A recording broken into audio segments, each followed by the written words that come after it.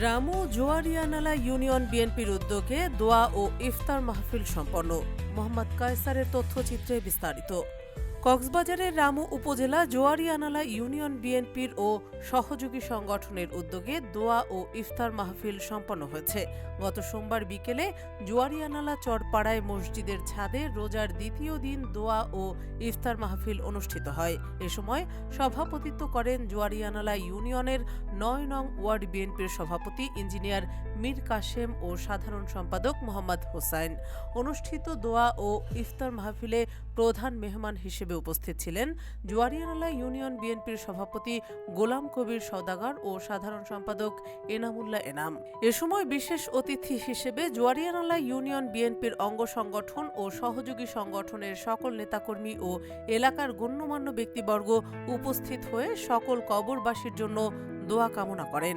এ সময় প্রধান অতিথির বক্তব্যকালে গোলাম কবির সওদাগর বলেন, মাননীয় সংসদ সাবেক এমপি লুৎফুর রহমান কাজলের নির্দেশনায় জোয়ারিয়ানালা ইউনিয়ন বিএনপির পক্ষ থেকে রমজানের সারা মাস দোয়া ও ইফতার মাহফিল চলমান থাকবে। তিনি আরো বলেন, আজ জোয়ারিয়ানালা ৯ নম্বর ওয়ার্ড ইফতার মাহফিলের আসসালামু আলাইকুম। আসলে আর মাননীয় সন্তান জনাব লুৎফুর রহমান কাজল ভাইয়ের নির্দেশে আর পুরাই মাসেই প্রত্যেকটা ওয়ার্ডত প্রত্যেকটা মসজিদত আমরা ইফতার মাহফিল করব। আপনারা সবাই এখানে যাবেন, সবাইকে দাওয়াত। এবং আজকে আমরা আমাদের শহীদ প্রেসিডেন্ট জিয়াউর রহমানের জন্য দোয়া করব, আমাদের দেশ নেত্রী বেগম খালেদা জিয়ার জন্য দোয়া করব, তারেক রহমানের জন্য দোয়া করব এবং আমাদের প্রাণপ্রিয় নেতা জনাব লুৎফুর রহমান কাজল ভাইয়ের জন্য দোয়া করব এবং আমাদের এখানে যারা উপস্থিত আছে দেশবাসী সবার জন্য দোয়া করব।